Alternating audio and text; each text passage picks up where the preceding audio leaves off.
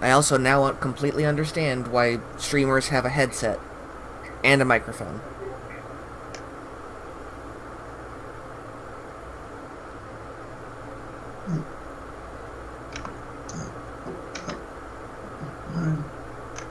There we go.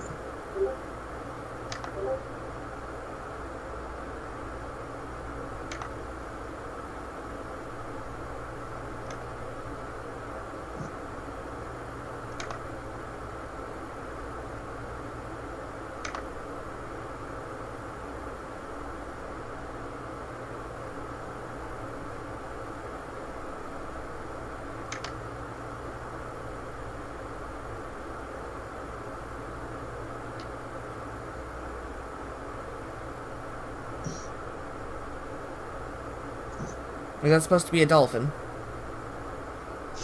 Hold up, I'm working on the logo. I'm using a mouse pad. Ah, gotcha.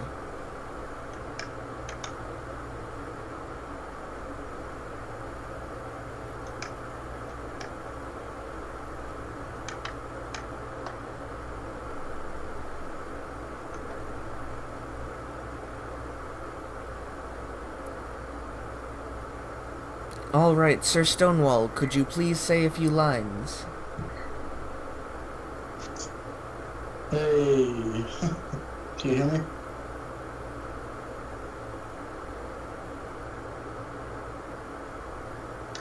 You checking for audio or what and whatnot?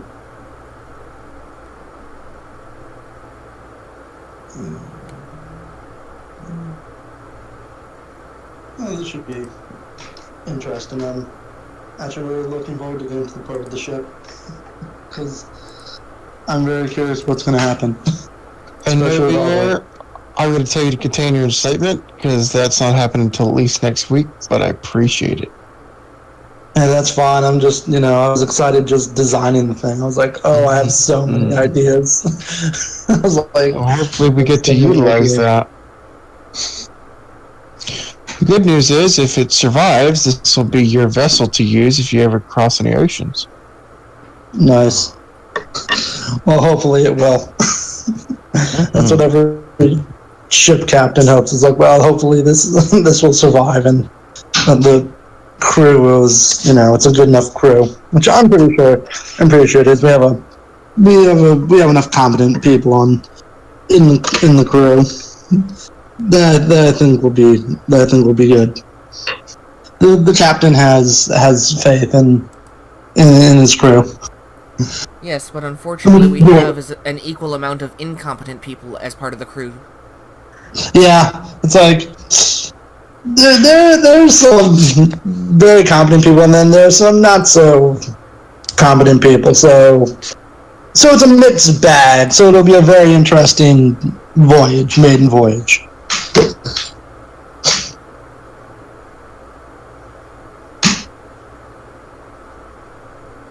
That's how I think all ship captains, feel when starting off on a voyage. Are like, okay, new crew, new ship. Let's see how it goes.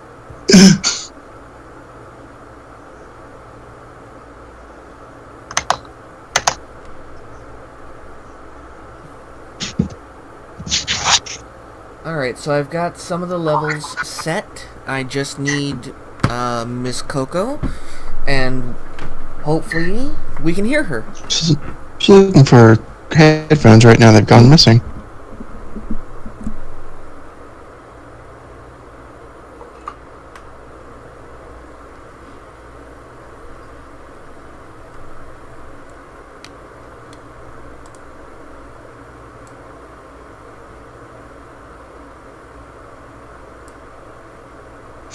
I was thinking our slogan would be something along the lines of that.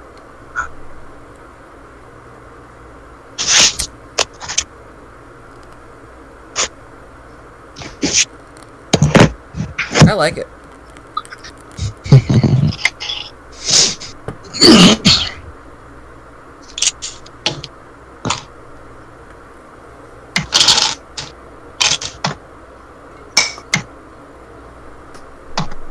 So we watched Fantastical Beasts and Where to Find Them last weekend. Oh, nice. We thoroughly enjoyed it. We realized that Lego is bringing back Harry Potter Legos. Oh, nice. They nerfed it a little bit, but I appreciate the idea. They have given me a lot of hope because they completely rebrought Hogwarts Great Hall into a full-scale model with micro minifigures. Oh, wow, that's cool. It's $400, and I want it for Christmas. Oh. Micro minifigures? Yes, there are minifigure studs that are about the size of one stud. Sorry, one piece and about one stud big. It's like, essentially, if you have a Lego minifigure, it's about the size of like a golden Grammy trophy someone would hold compared to the minifig. And that's the scale they use.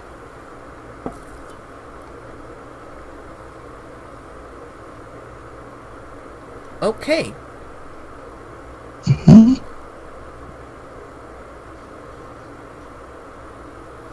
By the way, as of right now, I'm listening through Twitch, so my responses may be a little delayed until we get the audio balanced. Mm-hmm. Mm-hmm.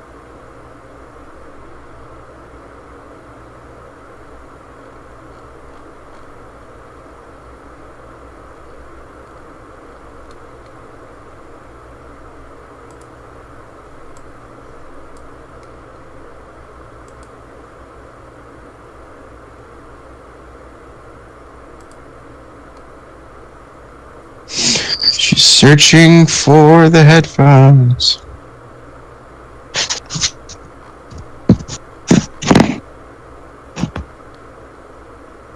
Grabs a piece of paper. Alright, I'm buying her a set of headphones this weekend. Oh, no you're not.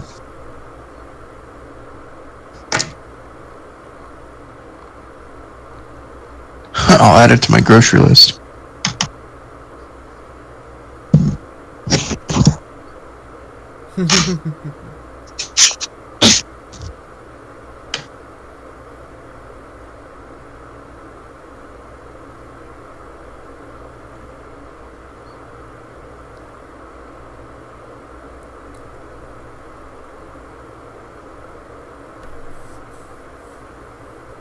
I still intend on getting James and Jean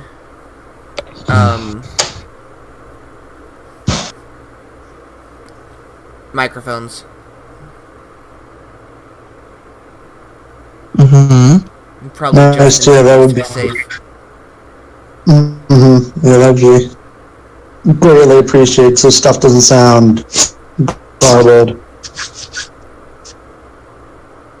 Noise too, that's sometimes. So I'll have you guys know I have 12 pieces of paper that are just larger than an index card each that I have written a manuscript down of everything I need to remember to say today. Nice. And Dan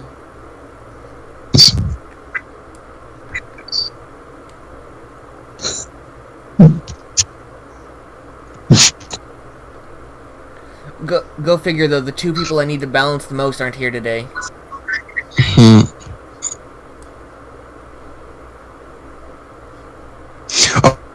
So while we wait, fun story, gents. I was having a hard time registering for courses, and I had to get with my department chairperson to get it registered for me, and that went all well. So I was still registered by like the second day of class, and I went to class, and everything's fine. On Thursday, I decided to stop into the cashier's office and go ahead and pay my tuition.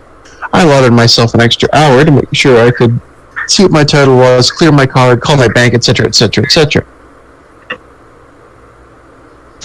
Got to the cashier's office and asked them, how much do I owe? And she starts looking at the computer very suspiciously after I gave her my ID number. And I'm thinking, oh Lord, they've dropped my classes again. I'm going to spend another hour or two trying to get them back up so I can pay the damn thing. Oh no. And she says, your financial aid has gone through. You're all set and paid. I said, what? Oh. She said, your financial aid has gone through. You're all paid. You don't owe anything. I said, I don't owe anything. I'm good. She says, yeah, you're fine. You're all paid up. I said, okay, thanks. And I left.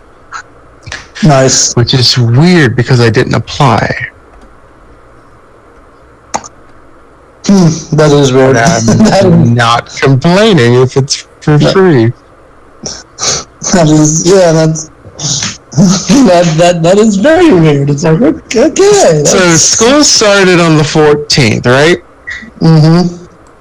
Here it is. Thursday evening, I'm at work. We just sat down, we ordered a pizza, and we just sat down to eat.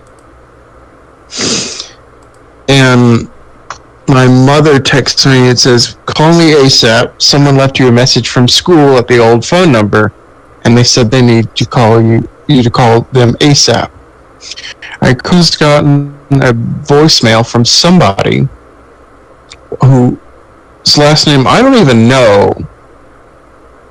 It says, please have William call me for school at this number as quickly as possible.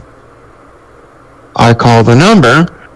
She answers. I said, yes, my name is William. You just tried to call me? She says, yes. You are going to be dropped from your 302 class for non-attendance. Now, I had one class my chairperson signed me up for, which I immediately dropped because it's not a class I was going to take. So I thought, this makes sense. She's trying to check on me because I haven't been going to that class, obviously. And I said, well, which class is that? Wanted to clarify. She says, I can't tell. It just tells me 302. I said, well, I do have a class that I dropped intentionally on a chemistry class. I have organic chemistry too, but I have been going. She says, okay, well, your instructor's marking you down as non-attendance. I said, I've been going. She says, okay, well, what you need to do is you need to get that instructor to email so-and-so, so-and-so saying you can stay in that class by 5 p.m. tomorrow, or you'll be dropped.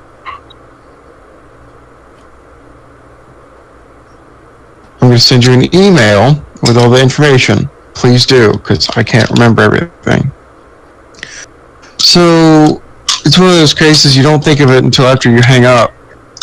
But why is it my responsibility to get the instructor to email somebody? Shouldn't you be the person who is concerned that I'm not going since you're calling me, asking the instructor, hey, are they going? Are they allowed to stay? Have the instructor contact me. Yeah, that's weird. So I never got the email, and that stressed me out greatly, because I'm at work, and I don't have time for this, because I'm at fucking work. Yeah. I emailed the instructor, I tried to call the instructor, but the instructor's phone number is out of service, so it's either incorrect or needs updating. Alright, I know I'm not going to get anywhere with this, so what I do is I email the chairperson, I forward that same email to her, I also call her and leave her a voicemail. Great, this is going to be great. Nothing until the morning, and I call the chairperson again. I said, I'm sorry, have you checked your voicemail? Have you checked your email? Have you gotten this? Do you know anything? She says, yeah, I emailed you back about 30 minutes ago. I said, well, I haven't received it, so there's something going on with my email. So she worked Friday morning and got it sorted out. Well, that's a good thing. Why? Why? Yeah, jumping through all those hoops and all that. Yeah, that's. Yeah, I know how that feels to jump through hoops to make sure you get classes, whatnot you need to get into, and just how. I think it's because the last year of one of the classes I took, American City, the class was open and I couldn't get into the class, and I was like. They wouldn't let me register because I missed the deadline because they did not bother to let anyone know when the deadline was. That's just stupid. It's just stupid that they don't know. You have to tell the deadline, so that's stupid.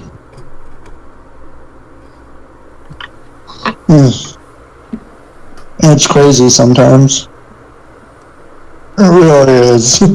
All right, so the sign up for spring classes is going to be by, what was it? The sign up for spring classes is January. Okay, goody. Well, I go to sign up in January, and they say, "Oh, I'm sorry, you needed to have registered by the end of November." What? Yeah. That doesn't make a whole lot. That's sending very mixed signals. One, This so particular campus is notorious for screwing with their students. That's not fun. No, that's not fun when it happens. That's not fun. Like I said in a particular Discord group,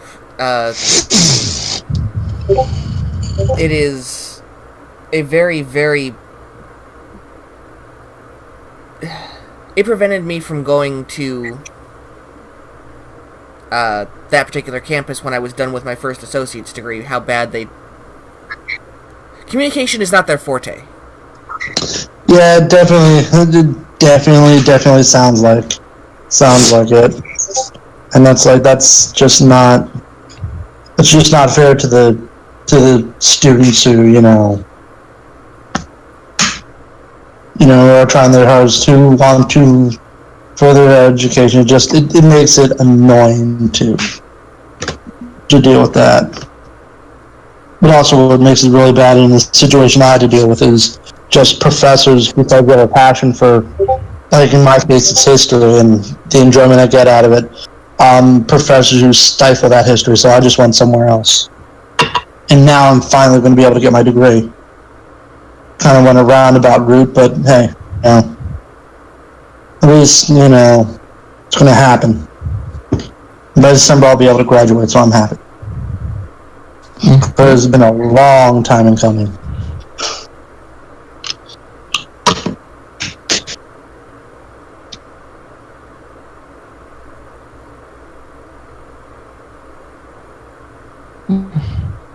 She's working on it. I think she's having bathroom problems. Well, this is just fine. Like I said, it gave me the opportunity to rebalance the audio, so... I believe everyone is coming in loud and clear, and unfortunately, Will, you are that bassy. It's that weird effect where you... That weird stereo effect with your ears where you don't realize how weird your voice is until you rehear it from a different perspective. Yeah, I know that feeling. I didn't realize how light and nasally my voice was, so... The first time, oh yeah, it's so funny. I've showed people at work and they're like, "Who's the female?" I'm like, "No, that's Daniel." Yeah. I get that a lot. Which is why I stopped caring. Much like any voice, I can get this growly or baritone or bassy, whatever you want to call it, when I'm relaxed and speaking. Instead of speaking up in a more normal voice where I'm a little bit chipper. But the first time I ever heard myself on recording was in middle school, and I swear to God, I sounded like Arthur the Aardvark. No lie. There are only 2 episodes of that I actually remember. The Spelling Bee, where I learned how to properly spell Aardvark, and the one where he pulls the sword from the stone. Oh yeah, I remember those episodes. I love the Arthurian legend. Oh yeah. Yeah, it was when they bring those up. Those were always fun. Those were always fun and enjoyable. Wait, I think I missed a chapter here. What are we talking about now? thought we were talking about Arthur the Aardvark from the PBS show. I think there was an episode where he pulled a sword from a stone in a Renaissance fair. I never watched Arthur.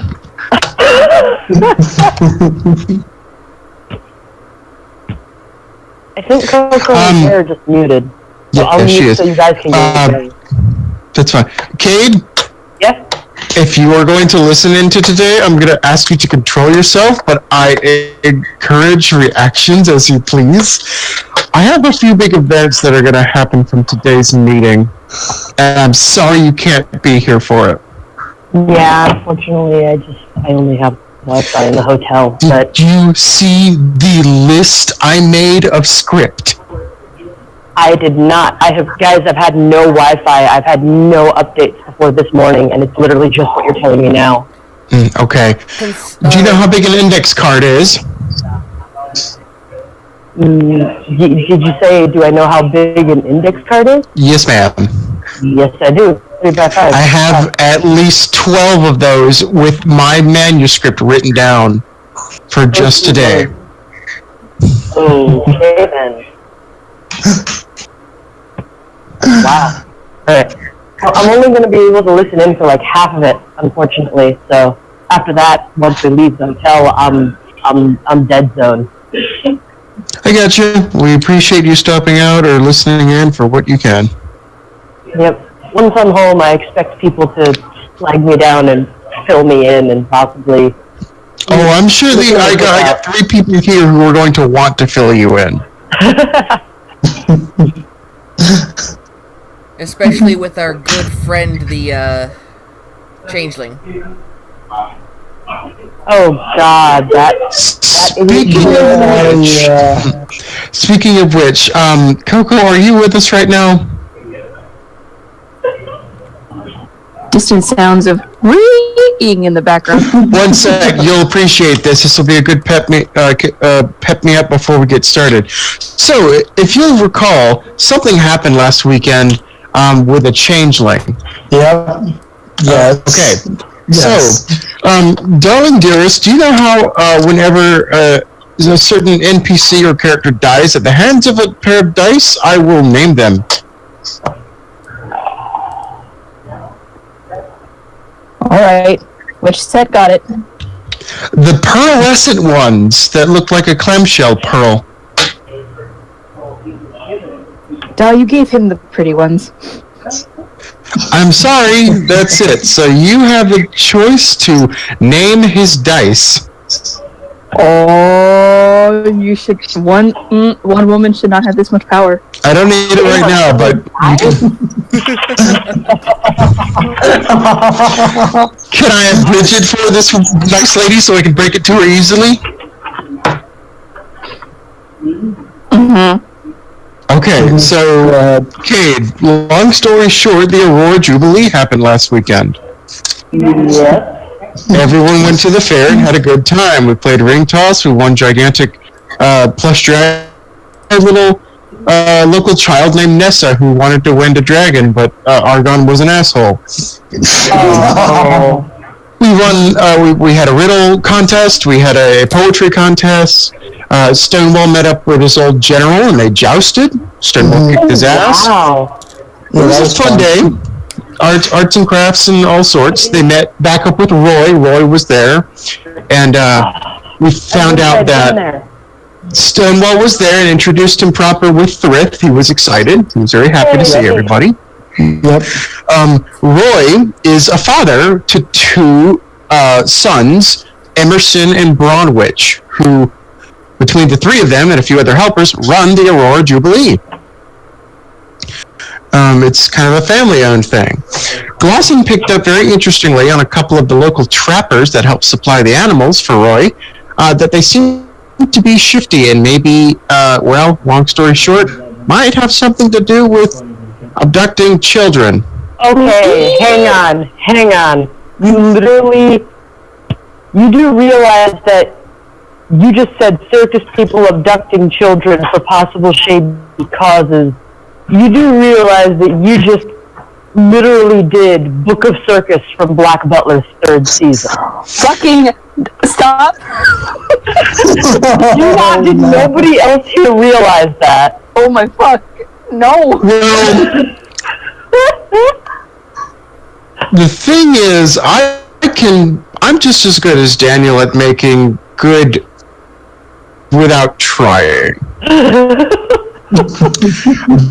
That aside, it's just a theory, but there's a lot of cases of missing children in Stillwater right now, so we'll get to that. The other important thing is, in the middle of all this, Candela was for sure, she kept seeing the red-cloaked figure Graves hiding between tents the whole day. Until it became, less than subtle and was literally standing under one of the tents. And, at this point, it has to be following us. Candela tried to tempt fate and see how this thing would react by stepping a step closer. It reacted by spinning around and engulfing Candela's head in an airtight bubble, asphyxiating her, screaming, "He's gonna fucking kill one of them!"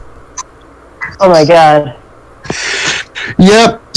Thistl's back. He found everybody, and panic ensued.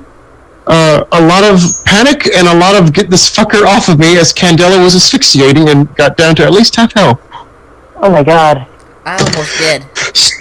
Yep, Stenwall jumped into the fray, or tried to, as a large glass enclosure tent that was over top of him snapped in half, and I asked him to check what time it was, as a gigantic glass golem entered the fray. Oh no. Yeah, that was not unexpected. That was, yeah. Yeah, that was, Hugo lost in distant screaming. The locals were freaked out.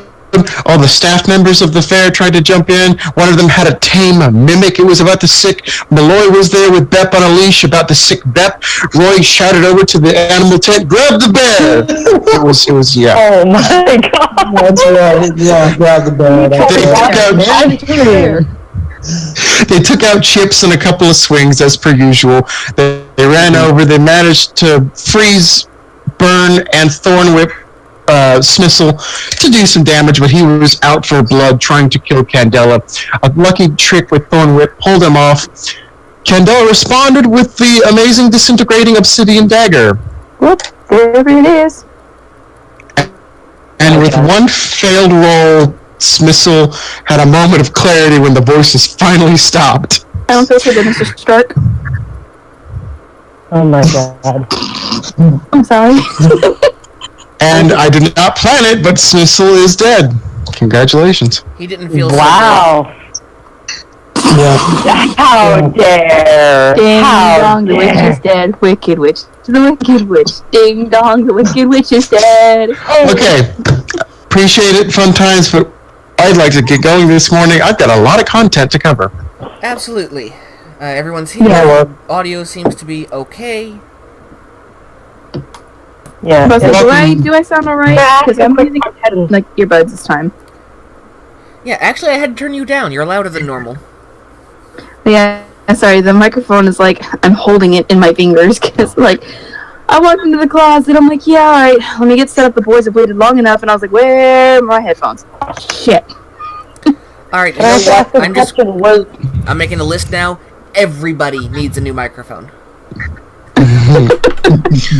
Welcome to Target. I'm on mobile, man. I have an excuse. You have an excuse. Okay, Daniel, let's get this ball rolling. I hate to stop everybody, but we need to get going. Yes, let's get this party I started. ask a quick question. Please. For the Aurora Jubilee, was Arduin there in the background, or was he just straight up back at the guild? I left it up with your interpretation. I kind of referenced that you guys were out, not at the tower, because I think you'll appreciate this. I started off with a good 4 a.m. snack time, if you will. Yeah. Oh yeah, that did happen. And the stove came to life, and at this point, they took it out in like 2 swings, and it's become so routinely at 4 a.m. that Malloy shows up at the last second when everything's dead, and he shows up like cleanup crew, and everyone's still half asleep. Malloy just shows up like, all right, are we good? Everyone's like, we're good. He's like, all right, what do I need to buy? Stove. All right, good night. All right. I just came up with a freaking solution to that problem too. If we can talk to Etch. Oh, please, I encourage it. Excellent. Who here has seen Thor? I'm sorry, could you repeat that? Who here has seen Thor: The Dark World? Yes. Mm-mm. There are grenades that the Dark Elves use that are almost like miniature black holes. Yes. Stick one of those on, it'll auto kill, and as well as clean up the mess. Interesting. Good to know. Quite. I Still kinda doesn't came up solve with the that, problem, but it at least solves the problem. Well, yeah, but until we can figure out how to stop him from showing up entirely, it's a quick solve, because I was going for a quick solve rather than... That's valid. Mm-hmm. Usually a good way to get the problem quickly. Yeah, is Ardwin going to be there today or in the background today? Because if he's in the background, I might be able to see him in like an hour. That's fine. From here on, it's assumed everybody's here, just not active. So Ardwin will be in the background. Okay. Okay. Daniel, start us off. I'm ready to get rolling. Well, we've been live for a while, so let's make this official. Welcome, everybody, to Diet D&D. I am streaming it, D-Rez of Renegame Studios, and our lovely DM will take it away from here. Artificial Imagination. Help yourself. No. Welcome to Diet D&D. Introductions. We have a lot of talking this morning, and I'm excited to get going. Got a few players today, about the same round. We have a D-Rez, we have a General, we have a Coco, and we do have setting in for observation today, a Cade. Hello, I'm currently out of state, so I kind of can't be very active today. We appreciate your viewership. So, to get us all started, to let everybody know, we are starting off, as per usual, early, bright in the morning. It is 4 a.m. What's going on? What do you think? Right? Yeah. What did we just cover? Well, I think the new coffee table has come to life again and has uttered an apology. Want to give me a little bit about that? I can see. Oh my god. I'm sorry. I can see Glosson just standing there, just magic missile, this fucker. Just Fair enough. I don't need you to roll me damage right now. I do not need you to roll me damage. Anyone else want to give me one or two more attacks, possibly? No, It's all actually, fine. At this point, you go ahead. Go ahead. You're fine. this is what I wanted to try last time, but there were too many people. I couldn't get a word in edgewise. I'm sorry. No. That's fine. It's like everybody attacked the stove at once. I was like, I don't have a chance. Is his amulet visible? The gigantic demonic reincarnation necklace is obviously visible. It does not always show up around its quote neck, but it does show up in its form some way or somehow. Okay. I want to try and grab it. Or at least grab a hold of the coffee table. Interesting. Wait. You want to grab the amulet that could be possibly cursed from Chips grabbing the stone? Yes. Are you sure about that? Well, here is my plan. It is a teleportation amulet, right? It is 6 teleportation amulets and 1 healing amulet fused together with some sort of dark force. If it think Nightcrawler. If I can grab a hold of him, I might be able to follow where he's going. I would like to take this moment to state that it's remember that he teleports in pieces. Yes. I'm willing to risk it for the good of the team. Woo! As I write down, okay, be prepared to not have Candela the rest of the week. Well, No, I got this. If you would like to try and grab the necklace, I need you to roll me a dex check, and we'll see how it goes from there. Okay. And I did find my die that I was missing last week, so Yay! nice. hopefully it appreciates me digging it out from wherever it fell. So a dex check of 16, my dex is +2, so 18. Okay, that's good. Now I need you to roll me a Constitution save to see how well this Which is goes. a little worse. Mm-hmm. That's a nat 1. Okay. Apparently it didn't appreciate me too much. Changes. Whew, okay. Candela? Oh, God. Okay. I'm trying to be nice, but you rolled a nat 1. I know. Just let me have it. Oh, dear Lord. Oh, dear Lord. No, I can do this. I can do this. This could have been worse. Okay. So, you manage, do you just try to run up and, like, surprise this thing in some way and just try to grab it, like, behind it? Yep. Okay. So, mid-fight, Candela tries to sneak attack as a good rogue she is. She manages to jump up and try and snag this large conglomeration of alloys. She manages to literally grab onto it. Left hand or right hand? We'll go right. Okay, with your right hand, and you do grab it. It feels like grabbing like a large, like literally like a large metal necklace. That's about the size of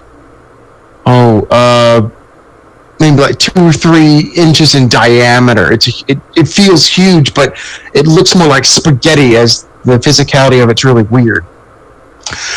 But you do get a solid grip, and you feel this immense, shocking sensation run up your arm. It's not painful, but it looks worse than it feels. You're tempted to let go, but you find yourself, your feet hitting back on the floor as you look up, and from your forearm down, your arm is missing. Oh! And you see that segment where you grabbed of the necklace is gone. At this, everyone else can see Chips, the incarnation, start jittering in place like it's already about to teleport out. Does my anyone want to do anything? Okay. Wait. She touched. Hold on, I'm trying to Is her arm just fucking clean off, or did it just? Is it like mid teleport with Chips? You have reason to believe, since there's no pieces of it anywhere, it may just have teleported. Oh, sweet mother. Oh, jeez. Candela, it doesn't hurt. There's no pain. You think you're still holding on to it. You can feel it. I have a phantom arm. Yeah. The phantom of the arm Pura is there. All right. How dare you? Does anyone want to do an action, or does everyone want to kind of take a moment? Can I let go? Yes, if that's what you like to do. Yeah? I was about to say, can we let go, because Stella was going to swing. Well, I mean, can No, I... Candela, you're back on the ground. You're beside Chips now. Mhm. Right. Mm-hmm. But if you want to let go with that right arm, you're more than welcome to. Yes. Okay. So, you let go and the tingling sensation stops, and it feels like your arm is in water or floating. There's no real sense of gravity, but it's a really odd sensation. At this, all of the coffee table here does automatically teleport, and you see it teleport out in pieces as per normal, except it's the whole table. In very horrifying segments, then a large apology this thing gives out as it teleports out. This thing is gone. The coffee table with it. There was no coffee table. There's no sign a coffee table was ever here. Candela, roll me a Constitution saving throw. Well, see, we saw how well that went last time. Mm-hmm. Why couldn't you have given me that before? 17? Okay. Slowly, your arm fades back into existence and your arm is perfectly fine. Except it's wet. It is not wet. It feels fine. Oh, okay. Great, so Cadell's arm just disappeared into the freaking astral plane. And then came back. Okay. So, now I know that this could work. I just need to make sure I roll better. And it's also the matter of, does it teleport to the same place every time? Right. I also just But realized we have learned. the die I'm using. Sorry? I just realized the die I'm using is the one I use for Rare Bell. It is just as fickle as she is. All or right. nothing. The good news is, I was literally about to sever your hand and keep it off forever. That would. But this could have been worse. That's interesting. Not yet. Okay, so, well, with no cleanup, everyone's a little bit happy, and they go back to bed. Not sure if that was... Well, good enough. Alright, just whatever, just sleep it off. I'm doing Yeah. checks with my hand, you know. All the fingers are working. Thumbs up, good. Everything's fine. Rude gesture. You think your nails are a little bit shorter, but that's nothing new. Yeah, that's nothing new. Just for the record, Glosson would ask you if you were okay, because holy fudge, you almost lost your arm. Yeah, same here. Snow, I'll probably voice the same concern, be like, same thing. Thumbs up. By the way, Alright. outside of the game, I know I've been swearing this entire time, but does that matter? Do we need to control that, or...? Not to me. I always if would anything- like to suggest to everybody to keep the swearing down, because I always find that a little bit better, because if we can find better words to use to describe, that's good. I understand it's expressive, and I will give a full content warning. There will be some swearing in the script today, but I don't mind it. I don't think anyone here's offended by it, but I always generally like to say a good rule of thumb is to try and keep it down a little bit, but I understand. Next time, I will probably put up a little rating in the corner of the stream, so it's language. These are adults using adult language. Yes. You have been warned. Yeah, Yes. yeah. Okay. I realized I dropped an F-bomb, and I'm sitting here like, oh, I don't know what kind of children may be watching, or... Well, I'm not going to mark this as for mature audiences, because, let's face it, we're not. True. Well, I will at least put up a little side thing. Disclaimer.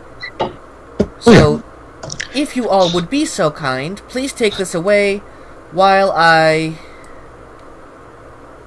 work on that. Okay, so the morning continues and early to ascend Malloy. It says, employee, you're being summoned for another meeting. Please, everyone meet me in the common room at 8:45. And that is that. Everybody to the best of their abilities and very quickly gets up and is ready to go, meeting in the common room.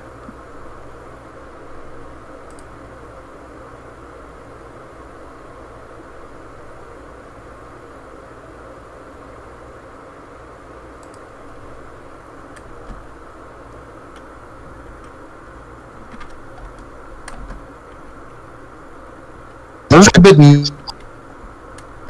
He's looking around. You're pretty sure he's also looking for Sabrak.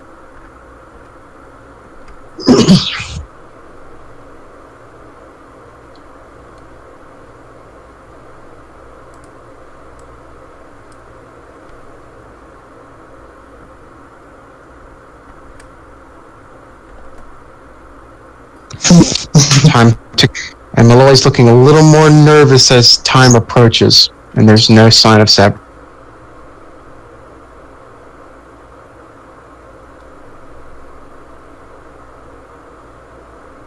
Okay. Everyone, you know the drill. Be respectful. You represent our group. You represent Steel. Speak if you're only spoken to. I will be your day.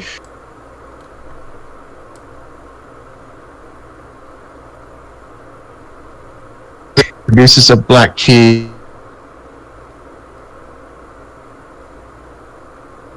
Room. All right, every.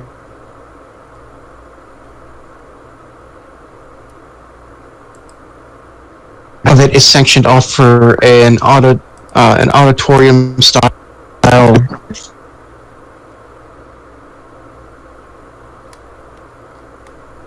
Stands for before adventuring guild branches and the respective employees. You guys filter in. Down at the front, and still no sign.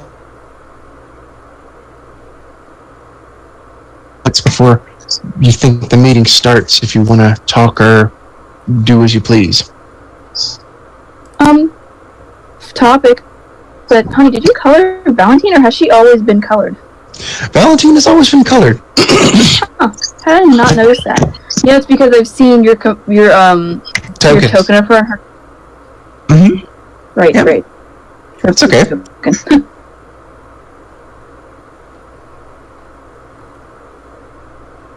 Mm-hmm. All right. Any input from anybody, or are we just slowly waiting for the meeting? If anything, Glosson might scooch close to Malloy and ask him if he knows where Sabrak is. All right, certainly. He's sitting down in front and is he's a little bit fidgety with his fingers. But you can tell he's nervous. Polite approach and just, Malloy, I didn't mean to be rude, but where's Sabrak? Oh, I haven't. Glosson. Look of concern. Oh, just, alright, thank you, and he'll go back to his seat. Malloy gives this very awkward smile and nod like, I think I've got this. Glosson gives him a thumbs up before he sits. Confidence for dad number 2. Anything from you guys before this meeting goes underway? Still just kind of... go ahead. I was going to say, but go ahead. No, I'm sorry. I'm thinking, and it's like I wanted to try and confront Vivian, but I don't think this is the setting to do so. She's kind of sitting in position right now. You don't believe getting up and going over to her before the meeting starts would be the best move? Exactly. Unless something happens, you're positive you could probably catch her once the meeting is over as people are filtering out. Yes.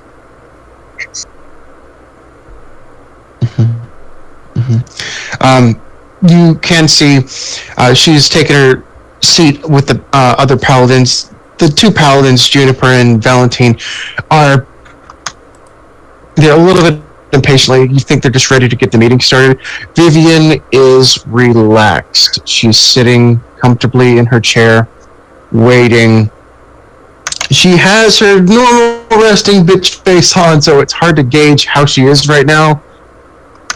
But she's not looking around. She's just staring at the table. You think she's waiting for the meeting to start as well.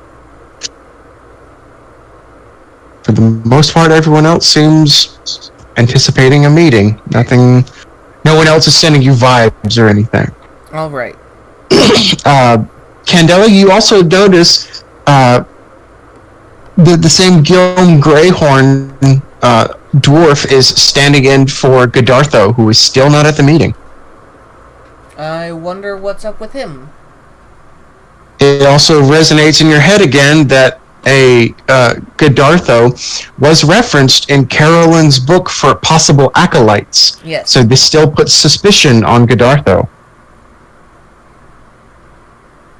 And since you are on my camera today, Daniel, I will ping who is speaking if you want to zoom in for further theater of the mind for who is speaking, etc., etc. I would gladly zoom in for that. Please. All right. As the meeting comes to and the paladins stand up, they use a large stone and smash down on the table, which resonate out like a ringing bell, and gets everyone to silence and calm down and focus attention. You guys can't help but notice of the 4 Adventure Guild sections, the one opposite, the entire quarter of the stands are empty. This is the Beyond the branch that was linked off by Vivian to be devoted to tracking down Isaias. Yes. They are not here.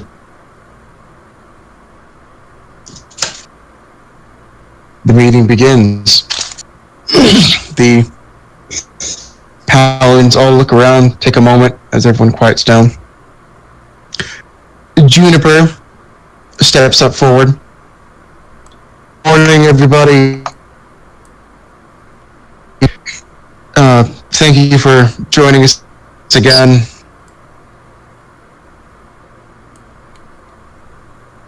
But I don't believe anyone here is new, save for a few people. Welcome to another meeting. Behested here at the Questing Circle in the atrium. Myself, Juniper Aditya, are overseeing the meeting as per normal. We have a few things and reports to cover today. We appreciate your attentiveness. Miss Valentine Strife will stand up. Before we get started today, I would like to introduce a few new employees that have joined our ranks and will be filtering in to fill some major shoes and hopefully bring up with the rest of the adventurers joining the adventure and the Adventurers Guild.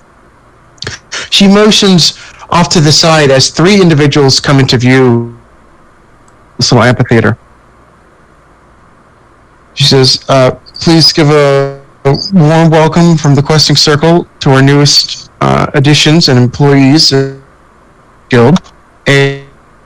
Amens, as a woman walks in with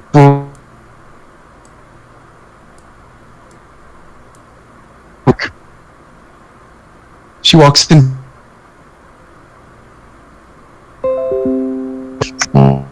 Many people give claps. Oh my god. Oh, okay. I will kill you. I'm gonna say everyone remembers her, right? Yes. Yeah. The strife continues. A one Osmo the Quick, as a tabaxi wanders in Yay! and looks around, very annoyed, but kind of fashions some sort of a wave.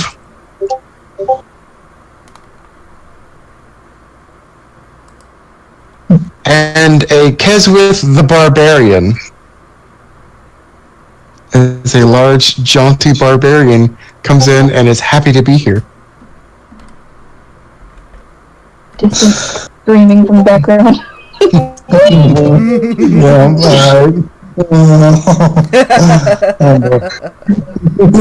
This Valentine strife continues and says, these 3 newest employees will be briefed and stationed at the Stillwater Adventurers Guild branch located at the tower in Stillwater during the absence of the current branch in the quest in pursuit of Carolyn in their absence. A few people instantly look over for, assumably Sabrak, but only find Malloy. And Malloy just gives a solemn nod as he realizes, I'm going to be teaching these people.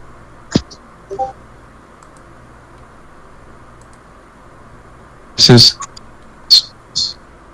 lady and gentlemen, you may be seated, as they very awkward and take seats among you guys. It's like 2 people we're happy to see Jack again. very quietly One and starts to person pay we're not. attention.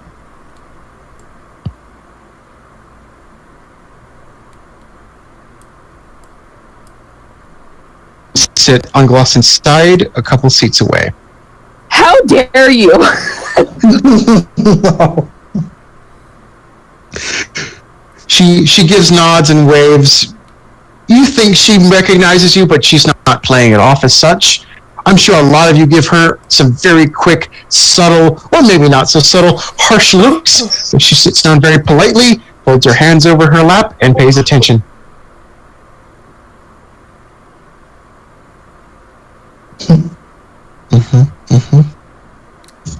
Can I still be heard, by the way?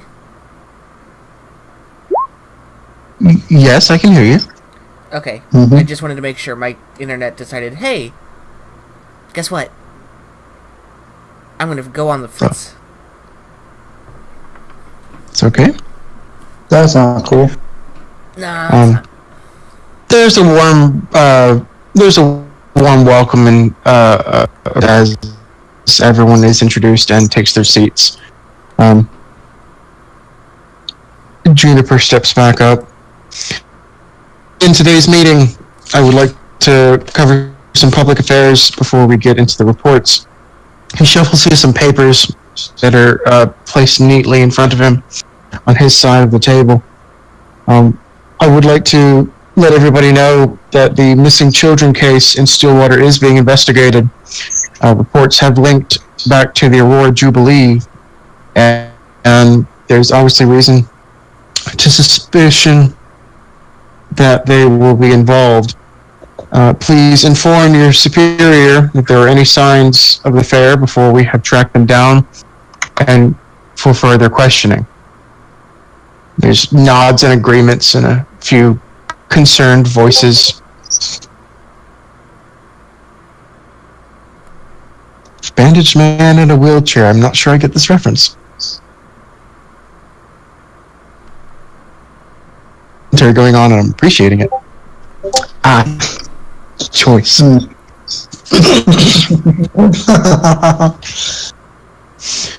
Juniper looks over further papers. I'll be happy to inform you that the Midnight Star, the custom vessel for the Stillwater Adventurers Guild, is ready for departure to continue for the ongoing quest for Carolyn. He looks over specifically at your branch. You guys are more than welcome to head out after the meeting is adjourned to continue, if you would so like. Malloy nervously nods in agreement and says, yes, sir. Reports. Juniper looks around the table. All the advisors around the table stiffen a little bit and quickly scrounge up their little pieces of paper, as it seems like Juniper's reading off of a roster. Adventurers Guilds, Stillwater Branch. Malloy very quickly, but obviously still nervously, stands up and projects himself. The quest for Carolyn does continue on schedule. The Silent Walker bandit group were all captured and impounded from the Living Smith Manor. Everything continues. Nothing to report. Juniper either acknowledges or marks something off on his papers. Malloy sits down very nervously. Glosson, you can tell he's shaking. How many seats away am I from him? Am I right next to him, or? I am at. There's not specific seats. It's more bench style. I believe you're at least one space away from him. Can I just give him a pat? Pat. The Citadel of Sanga. He looks over to the kobold that is on the second section beside you guys, and the 18 other employees behind them. The dark kobold does stand up. Goblin raids are at an all-time low in the region, thanks to sirs, she says. Thanks to what? Excitedly.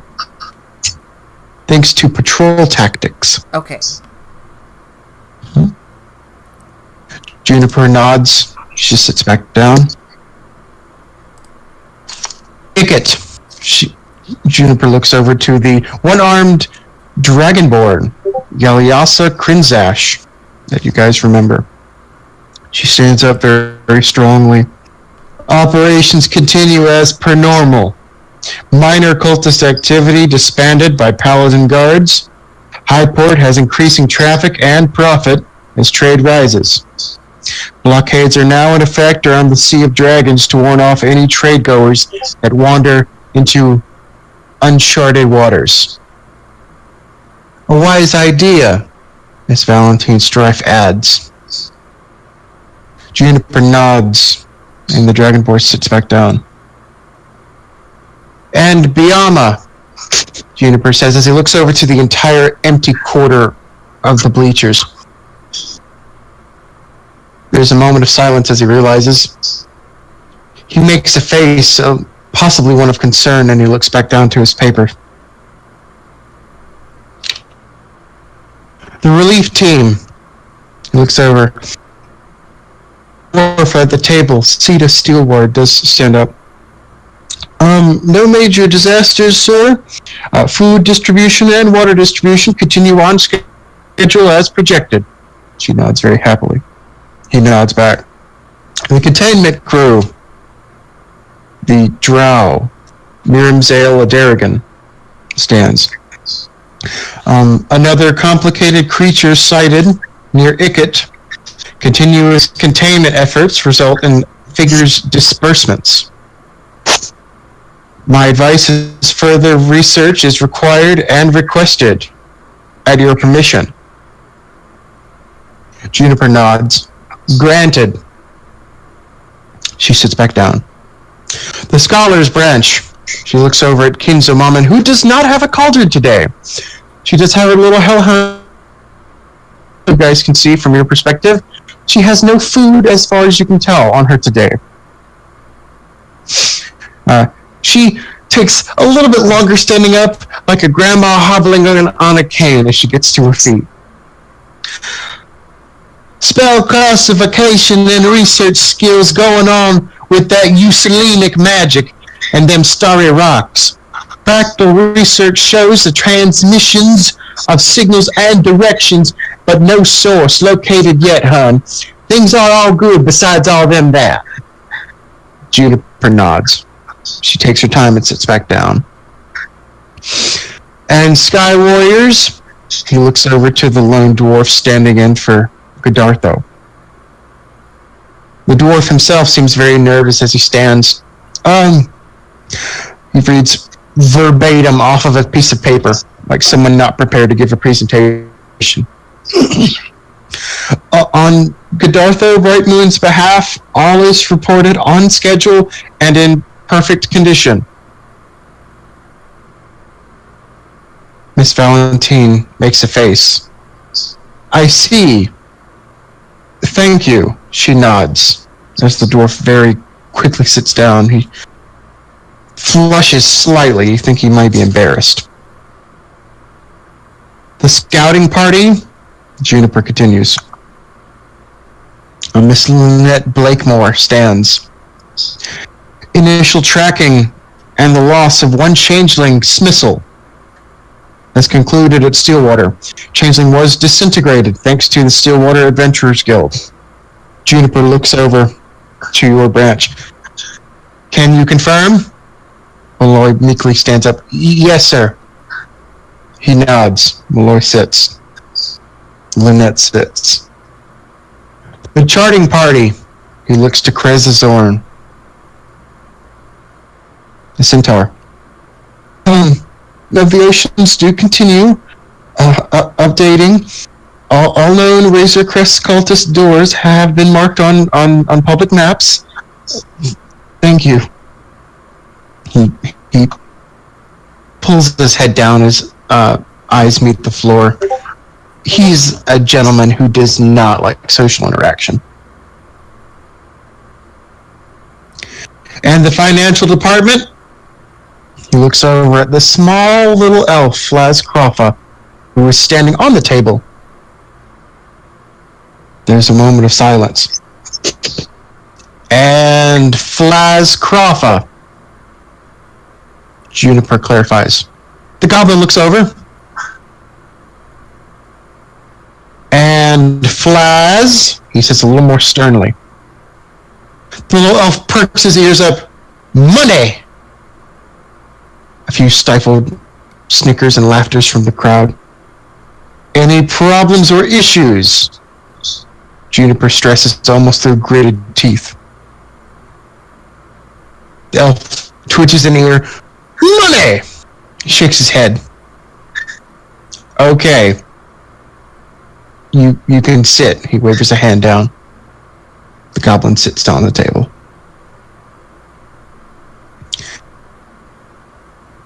Thank you, everyone. You see Juniper start going through some papers as Valentine stands back up. At this point, you guys can see Vivian still sitting politely in her chair. Just begin to tap. You think she's getting impatient. Miss Valentine stands back up. Public notice for everyone. The 6 elven cities of Eglin are in trouble. There have been reports from an inside informant that Underdark Drow have reached the surface and have taken all 6 kingdoms under their rule.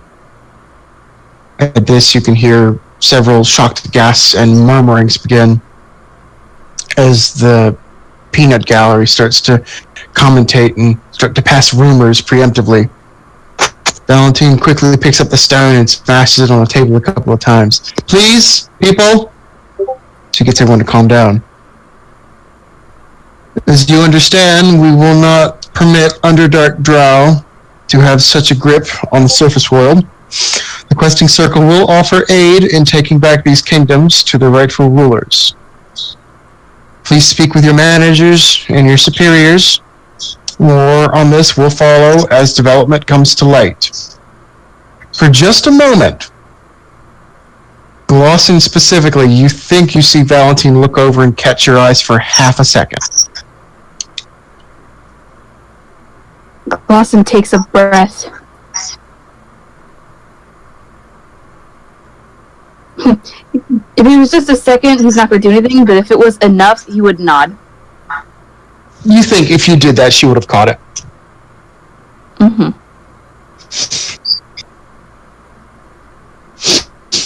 Murmurings continue, murmurings. What could this mean? Oh, this is unprecedented, etc., etc. Valentine seems to let everyone take a moment to let this settle in. Juniper is rummaging through some paperwork. Valentine starts going through some paperwork herself. You see both of them almost collectively kind of bow their heads a little bit, almost as if bracing themselves for some sort of jump scare, like when you cringe your shoulders waiting for something to happen.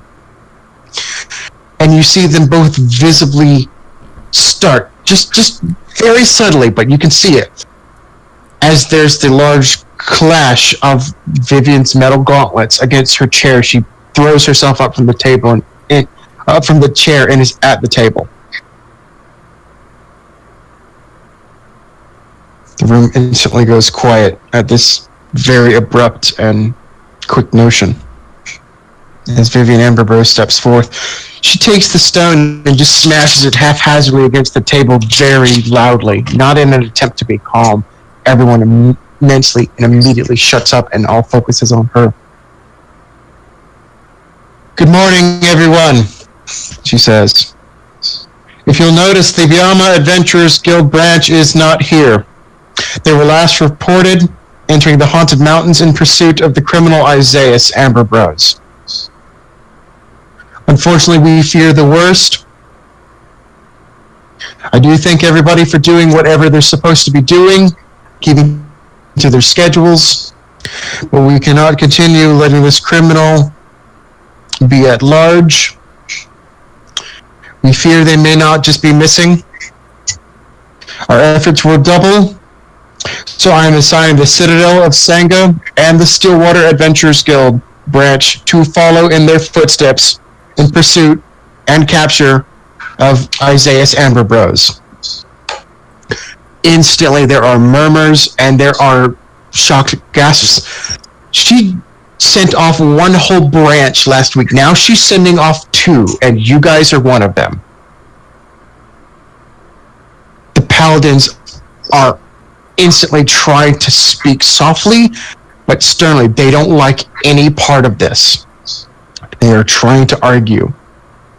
I'll give you guys a moment of reaction if you want to say or do anything. At this point, people are standing up and openly shouting against this. This is not a good call. Yeah, because when we first heard about it, they were like, do not pursue this person. Do not make contact with this person. If you see him, report it. So why in God's name is she sending these people to pursue a very dangerous individual? Glosson shook. Yeah, Stonewall No, you're fine. Go ahead. I was going to say, Stonewall from his prior military experience, kind of noticing the bleached jargon, kind of a moment of shock hits like, we're being sent possibly into a slaughter pen. He doesn't like what he's hearing. The Paladins are not... I'm sorry. I was just saying he's going to stay quiet, still shock them. Oh, yeah. No, even Malloy's turning around like, I know. Even the advisors around the table are voicing openly and loudly their displeasure. It is rabble-rousy up in here. Vivian is holding the stone in her hand. You can tell she's got some sort of death grip on it. She's not using it. But you can tell she's got her eyes closed and she's wincing.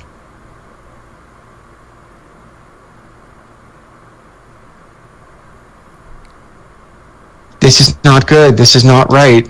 All sorts of bad calls and shouts of public honesty. This is not a matter of civilness. This is an uproar. This is not a good call, and everybody here agrees with it. Do I still have that black parchment that Sabrak gave me ages ago? You know what? I don't think you gave that back. You may. I would like to quickly write down, Sabrak, we need your help here now. You'll write that down. The script fades. You see a script come back to you. It says, I have a plan. Wait till the meeting is over. I scribbled down a big check mark. The check mark fades and the script comes back. It just says, I can't make a scene. That would be worse. Okay.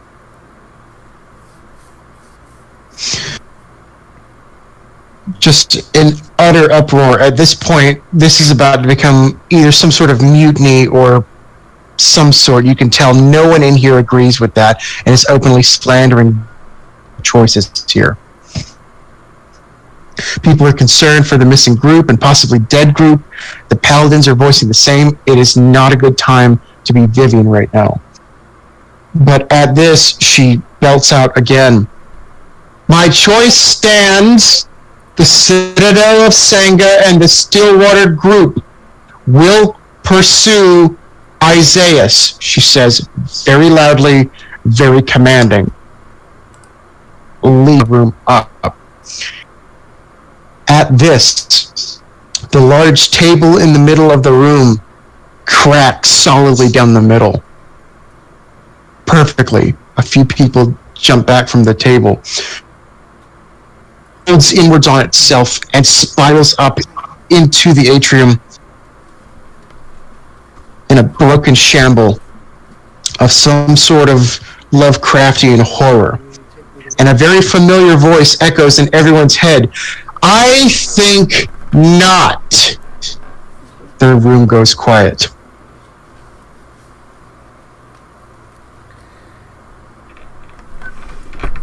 This is Euceline.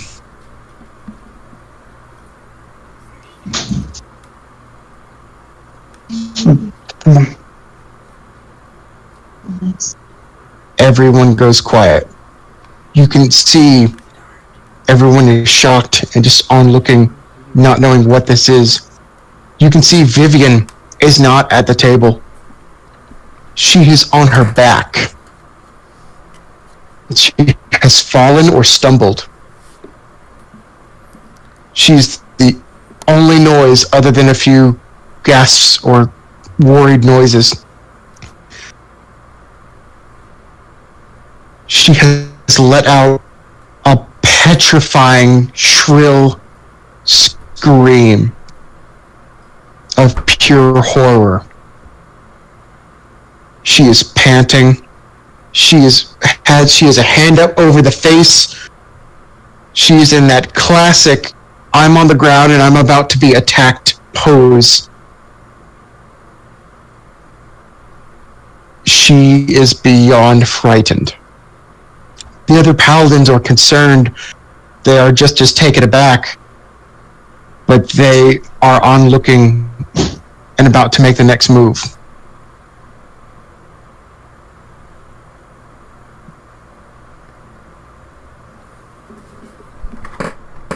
You didn't hear it, because I was muted.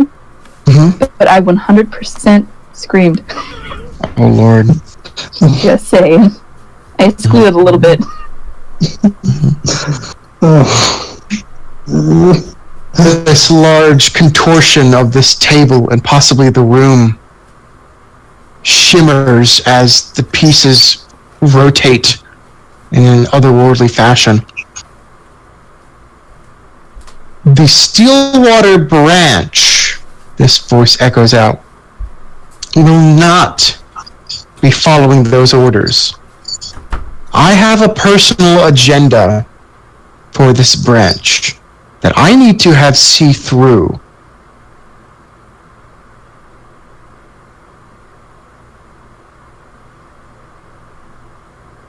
What say you three? The two paladins at standing will manage to swallow their fear and almost collectively say, who are you? Why is that so? The large mass of what used to be the table rotates into another form. You may call me Euceline. You mortals love names. At the mention of the name, a lot of gasps, shocks, and oh, that's the same kind of the weird magic related to the Starry Rock stuff. A lot of revelations go around. And at this, I'll give you guys a moment or two to react. Unfortunately, Daniel has stepped away for just a second. He'll be back in 30 minutes or less.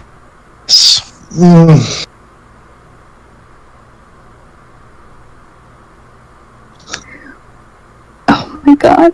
Blossom would want, knowing this son of a bee, to stand, but he knew it would be a bad idea to intervene. So he would sit and zip his lip and look to Malloy and maybe someone else, just like, ah!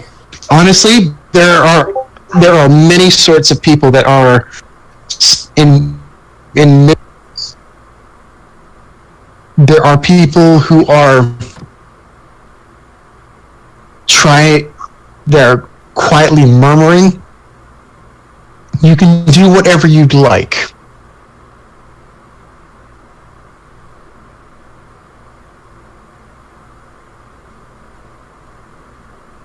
Oh boy. Okay. No, I could have Blossom stand up and try speaking to you, Celine, because, well, yeah, but... If you would like to do that, you are more than welcome to. I will give you that chance. Okay. Glosson will stand and not exactly step forward any, but he'll project his voice. So, an agenda with us. You know, you never quite voiced that to me. All right. 1 second. Kate, if you'd like to hop on real quick, I'll really obviously brief what just happened, as our host has stepped away for a moment, and we have a second before I will go on a quick break. This is certainly going to be a good time to get a quick break. I apologize. He may not be able to put up the intermission scene, but yes, Cade, when did you drop out? I had to go load up the car, so last I heard was right when they made the announcement that they were sending Stillwater after Van Helsing. Everyone. Yeah, I heard there was a lot of problems, but then I dropped out. It's okay. There was literally about to be some sort of mutiny. Oh, Vivian reiterated it again, and the large table in the middle split in half and broke up into 1,000 pieces in physicality, like morphing reality. And Euceline says, "No, they're mine." Holy!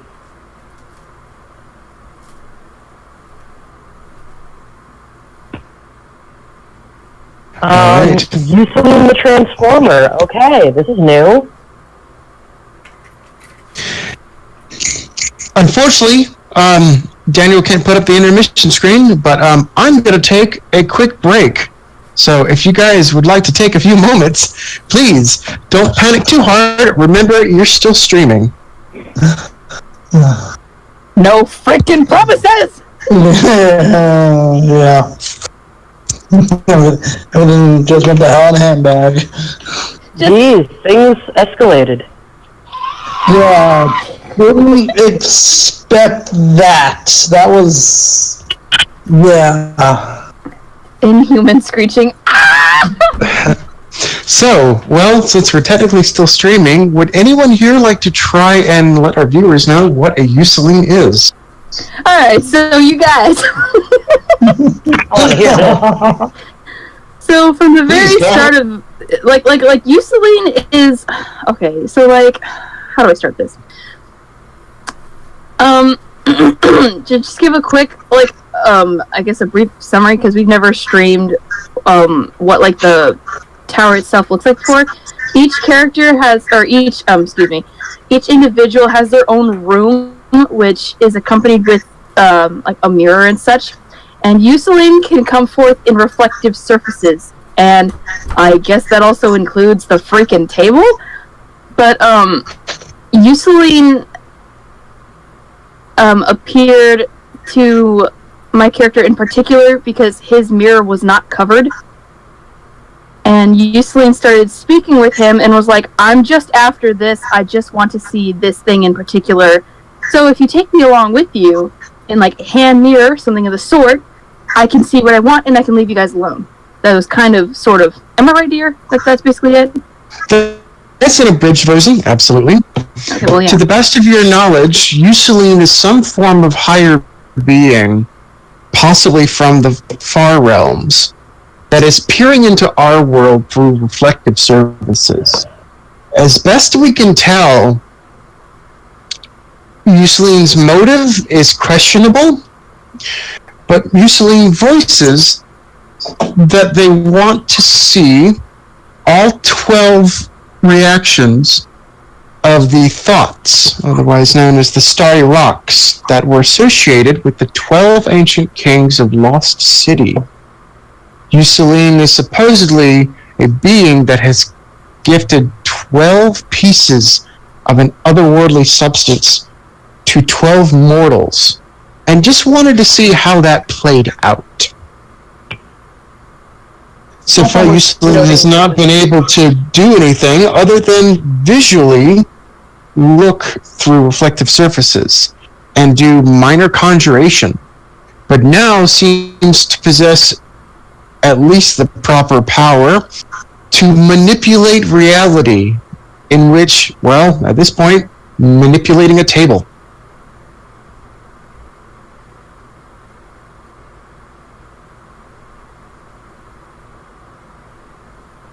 Well then.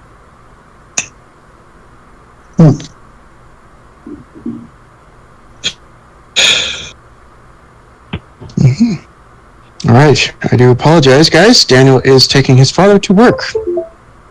He'll be back in just a moment, so we're on break.